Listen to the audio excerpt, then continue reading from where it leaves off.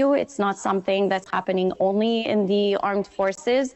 Being anti-authority in general is really something that we're seeing even in youth that have nothing to do with the army, but are not happy with what's happening around them. I'm wondering what the public can do in order to be vigilant, or what they can do to help in trying to ensure that there is safety and security on that front. Well, radicalization in general quite often will show by people isolating themselves and changing their behavior, like changing what they're saying on a subject, like becoming more extremist. And if someone you know was very believed in equal gender rights, but all of a sudden are leaning towards like traditional values, and that might be a sign that they're becoming more extremist. But we also have to remember that having the most extremist views is perfectly legal in Canada, and that it's only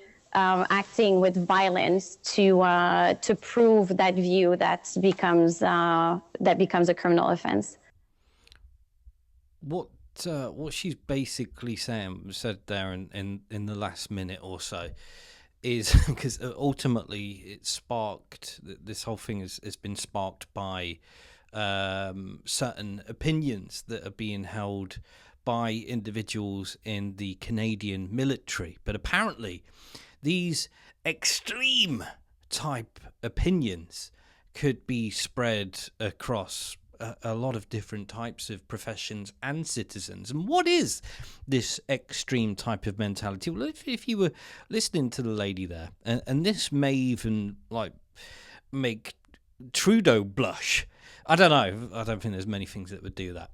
But in regards to where this went, and feel free to backtrack, but long story short is, unless you are corresponding and agreeing with whatever the latest message is, and social engineering and whatever it is the state is saying and wants you to believe, then that opinion isn't progressive. You are old. You are trying to go back to old traditions, and therefore that could make you the extremisms, terrorisms.